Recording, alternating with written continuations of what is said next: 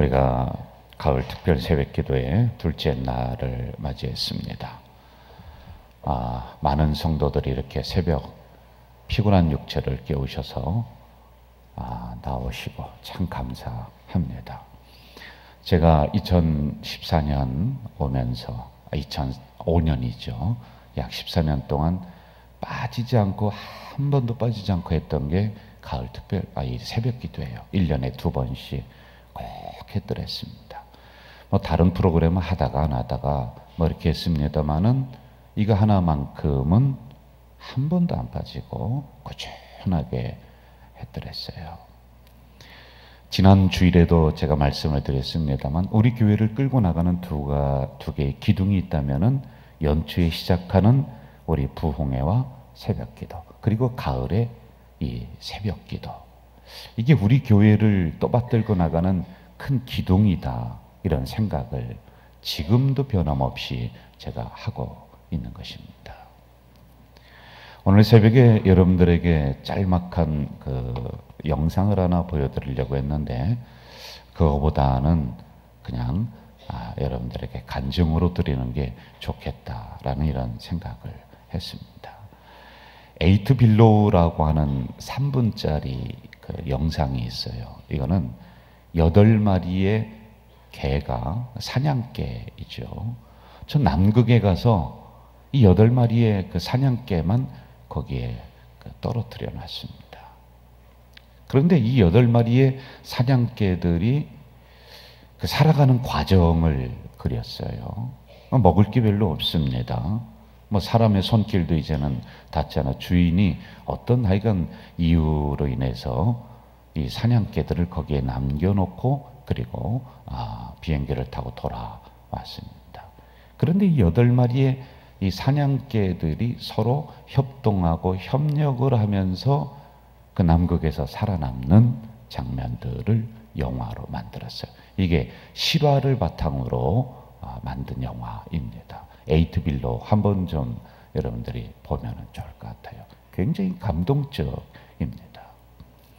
어떤 한 마리의 개가 다쳤어요. 그랬더니 이 다른 8마리의 개들이 모여서 그 다친 사냥개를 같이 회복시켜주는 그런 과정들. 배가 고픕니다. 사냥을 각자 하려고 하니까 한 마리를 잡을 수가 없어요. 그 새들이 모여 있는데 쫓아가면 날아가고 쫓아가면 날아가고. 그런데 드디어 이 8마리의 개들이 이 새를 잡는 방법들, 서로 협력을 해서 이 사냥감을 획득하는 이러한 장면들, 이게 굉장히 감동적으로 그려지고 있습니다. 거기서 말하려고 하는 것은 하나였습니다. 협동하라, 협력하라. 그러면 살아남는다. 남극에서도 살아남는 거예요. 그 눈밭에서도 얼어 죽지 않고 살아남을 수 있다. 이 미물인 사냥개들도 협력을 하는데 인간인 너희들은 서로 욕심 때문에 서로 분쟁하고 찢고 그렇게 하고 있지 않느냐라고 하는 이 메시지를 우리들에게 던져주고 있습니다. 세계에서 가장 유명한 그리고 가장 큰 그림은 판데온이라고 하는 그림이라고 합니다. 그 그림에 보면은 6,000명의 참전 용사들, 그러니까 군인들을 전쟁을 하다 죽은 사람들의 얼굴을 다 그려놨습니다. 그런데 이 그림을 그리기 위해서 약 103명의 화가들이 동원이 되었고 4년 동안 이들이 서로 협력하고 협동하고 그러면서 이 대작을 만들었기 때문에 세계에서 유명한 그림이 되어버렸습니다. 여러분, 성경에 보면은 2197명의 사람의 이름이 등장을 해요. 왜 그 이름을 써놨을까요? 그냥 모세만 써놓고요, 여호수아만 써놓고 다윗만 기록을 하고 느헤미야만 오늘도 기록을 하면 되는데 그게 아니에요. 느헤미야만 보더라도 약 79명의 사람들이 이름을 그 안에 다 기록을 하고 있단 말입니다. 이게 왜 그럴까요? 성경의 역사는 어느 한 사람에 의해서 이어져 가는 것이 아니라 하나님이 별 볼 일 없는 사람들이었어요. 내세울 것 없는 사람들이었어요. 그런 사람들을 하나님이 모으시고 가나안을 향해 진군하는 이야기, 그리고 다윗 하나가 왕국을 이룬 것이 아니라 다윗과 함께 400명이 모여서 다윗 왕국을 이루었던 이야기, 즉 한 사람의 영웅의 이야기가 아니라요, 그냥 내세울 것 없는 평범한 사람들이 하나님의 역사를 이루어간 그 이야기를 우리들에게 들려주기 위해서 그 이름을 기록을 해놓고 있다는 것입니다. 우리 교회 성도들의 면면을 살펴보더라도 그냥 보통 사람들이에요. 우리는요, 아주 평범한 사람들입니다. 그런데 여러분들 이곳저곳에서 이곳으로 모으시고 하나님의 역사를 새롭게 쓰게 하시고, 그러면서 또 하나 우리들에게 사명을 주신 게 뭐냐면은 새성전이라는 이 사명은 저의 사명이 아니에요. 여러분 착각하지 마세요. 우리 장로님들의 사명이 아니에요. 건축위원들만의 사명이 아니에요.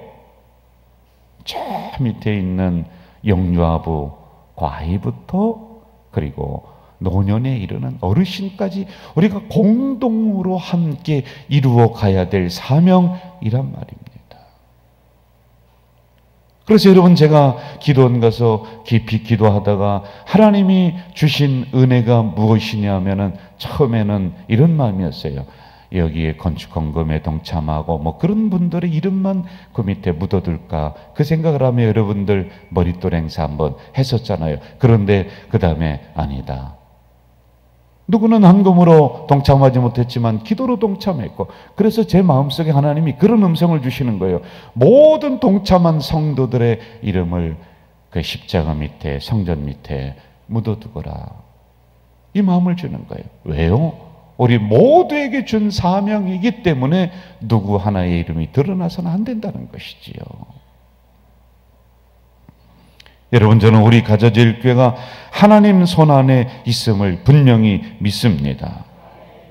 우리가 꿈을 꾸고 우리가 기도한다면 그게 무엇이라도 하나님이 이루어 주실 줄로 믿습니다. 오늘 본문은 그렇게 함께 하나님의 역사를 이루어갔던 사람들의 이야기가 등장을 합니다. 당시의 상황은 예배가 끊어졌습니다. 성전이 무너졌습니다. 성전이 말할 것도 없이 무너졌어요. 그리고 사는 집, 예루살렘 성이 불탔다 하는 것은 삶의 터전도 무너졌다는 것입니다. 그러니까 실망하는 거예요. 지친 겁니다.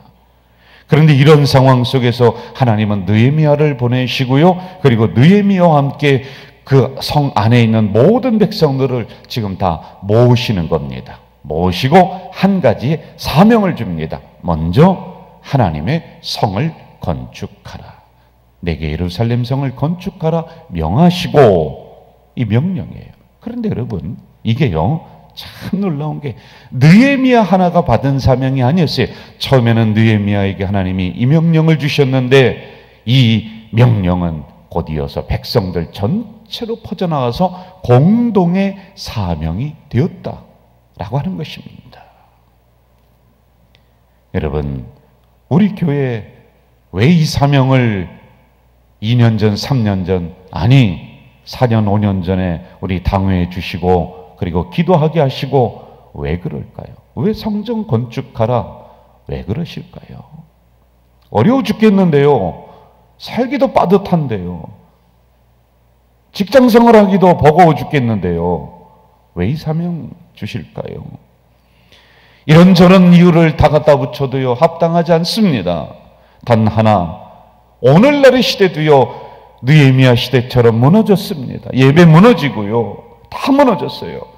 여러분, 이 시대 기도 무너지고 거룩함 무너지고 말씀 무너지고 강단 무너지고 전도 무너지고 영이 무너지고 다 무너졌습니다. 그런데 하나님이 우리 가자제일교회를 딱 붙잡으시더니, 야, 너희들 다시 한번 가자제일교회부터 희망의 등불 올리고 깃발 올리고 다시 한번 세워라. 다시 한번 영원 사랑하는 그 마음 세우고, 다시 한번 거룩함 세우고 예배 세우고 교회 바르게 세워라. 여러분 그 사명으로 우리에게 이 명령 주신 줄로 믿습니다. 건물 자랑하는 그 사명이 아니에요, 여러분. 이런 상황에서 여러분 무엇부터 해야 될까요? 느헤미야와 함께 했던 백성들은 다른 것부터 시작하지 않습니다. 그가 처음으로 했던 게 첫째, 자신의 개인적인 욕심을 버리고 금식하며 기도했다라고 하는 것입니다. 느헤미야는 이 사명을 받고는 처음에 와서 그가 처음에 한 게 뭐냐면은 성전 바닥에, 무너진 성전 바닥에 엎드려서 기도하는 것, 그것부터 시작합니다. 여러분 분명하게 기억하십시오. 우리는 하나님의 법에 의해서 지배당하는 사람들이에요. 다른 사람들, 세상 사람들은 사업하려고 하면은 사업 잘하는 사람에게 뛰어가고 어떤 세미나에 뛰어가고 뭐 그렇게 할지라도 우리는 기도하고 시작하는 것입니다. 한번 저를 따라하겠습니다. 기도하고 시작합니다. 이거는 여러분 변할 수 없는 원칙이에요. 기도하고 시작하고, 기도하고 말하고, 기도하고 우리가 일을 무엇이든지 해내는 거예요. 그래서 우리에게 가장 처음에 요구되는 게 뭐냐? 기도입니다. 기도입니다. 느헤미야는 이 사명 앞에, 이 중차막대한 사명 앞에 그는 가장 먼저 하나님 성전 바닥에 와서 엎드려서 하나님, 이 무거운 짐을 내가 어떻게 질 수가 있습니까? 이 사명을 우리 어떻게 감당할 수가 있습니까? 라고 그는 두 손 들고, 그것도 부족하니 자기의 머리를 밀고 자기의 옷을 찢고, 그리고는 죄를 뒤집어 쓰면서 하나님, 하나님 하며 그는 부르짖어 기도하는 것으로부터 시작을 합니다. 여러분, 우리 가자절교회 성전 건축 가장 필요한 게, 누구는 그렇게 할 겁니다. 목사님 그런 소리 하지 마세요. 솔직히 돈 아닙니까? 여러분, 저는 제 목사라고 하는 이 명예, 이 이름을 걸고 분명히 말씀을 드리는데, 물질은 두 번째, 세 번째, 네 번째입니다. 저는 가장 중요한 게 우리가 연합하여서 함께 하나님 앞에 먼저 엎드려서 기도하는 것, 여기로부터 성전이 건축되고 여기로부터 시작돼야지요. 다른 것으로부터 시작되면 수많은 문제들을 가지고 옵니다. 다시 한번 우리 성전에 엎드려서 여러분 기도하시기를 주의 이름으로 축원합니다. 주의 이름으로 축원합니다. 느헤미야가 이 사명을 감당함에 있어서 기도했습니다. 하나님이 명령을 주셨습니다. 그리고 돕는 사람들도 또 이제 나타납니다. 그런데 반대자들도 분명히 있었다. 다른 말로 하면은 어려움이 온다는 거예요. 어려움이요. 이 어려움은 사람에 대한 어려움이었습니다. 사람이 아름답지만은요, 사람같이 무서운 게 없고요, 사람같이 이게 비열한 게 없어요. 사람이 희망이에요. 그런데요, 어느 때는 사람이 실망입니다. 참, 이 인간이라는 게, 사람이라는 게 양면성을 다 가지고 있는 거예요. 이 거룩한 사역 앞에 이스라엘 백성들이라면 선민입니다. 예루살렘 성은 그들의 생활의 삶의 중심이에요. 이거 건축하자 누가 반대하겠어요? 그런데도 어려움이 옵니다. 그런데 여러분, 이 어려움을 어떻게 넘었는지 아십니까? 그는 다시 성전 바닥에 가서 또 엎드립니다. 그래도 안 되니까요, 이 느헤미야는 홀로 강변을 거닐면서 주여 하며 야간 기도하는 거예요. 밤 기도하는 거예요. 기도로 극복하는 것입니다. 왜 우리라고 염려, 걱정, 근심 없습니까? 그러나 이런 것들은 우리의 마음을 둘로, 셋으로 찢어버리는 것입니다. 이럴 때일수록 우리는 걱정하는 시간에, 근심하는 시간에 차라리 그 시간에 기도하며 엎드리는 우리 가자 공동체 되길 주의 이름으로 축원합니다. 기도에는 문제를 물러가게 하는 능력이 일어나는 줄 믿습니다. 기도에는 하늘의 창문을 열고 하나님께서 하늘의 보화를 쏟아 부어주시는 놀라운 은혜가 일어나는 줄 믿습니다. 다시 여러분, 주의 성전에 달려와서 기도하십시오. 이때 기도가 필요한 때입니다. 지금이 격려가 필요한 때입니다. 할렐루야. 두 번째, 인간적인 생각을 버리고 대역사 앞에 협동해야 합니다. 기도와 협동입니다. 여러분, 제가 언제 드렸던 예화입니다. 아프리카에서 가장 짐승들이, 동물들이 무서워하는 게 뭔지 아세요? 개미라는 거예요. 개미. 수십만 마리가 그냥 떼를 지어서 그 개미들이 이동을 합니다. 그러면은 개미가 이동하는 걸 알면은 코끼리도 다 도망가요. 사자는요, 개미가 이동하는 반대 방향으로 그냥 무조건 도망간다는 거예요. 그 개미 떼에게 딱 잡히면요, 한나절이면은 코끼리도 뼈만 남는다는 거예요. 개미가 힘이 세서 그럴까요? 아닙니다. 이 작은 것들이 모여서요, 그 거대한 사자와 코끼리를 그냥 이겨버리는 겁니다. 협동입니다.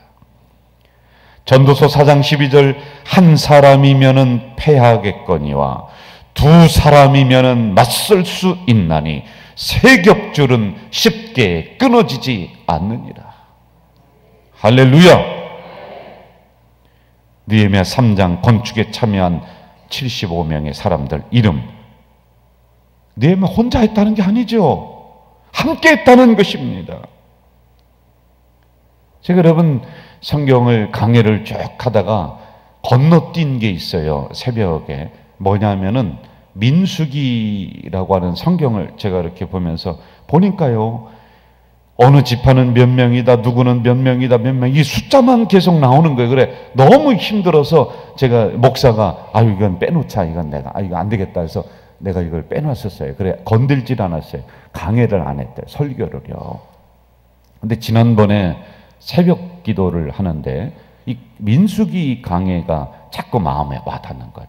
너무 힘든 거예요. 그 여러분들 한번 들춰보세요. 어느 지파는 몇십만 명, 어느 지파는 몇만 명, 몇만 명. 숫자만 나와요. 숫자만. 너무 힘들어요. 그런데 여러분, 제가 가만히 묵상을 하다가 이야, 하나님의 기가 막힌 뜻이 여기에 있구나.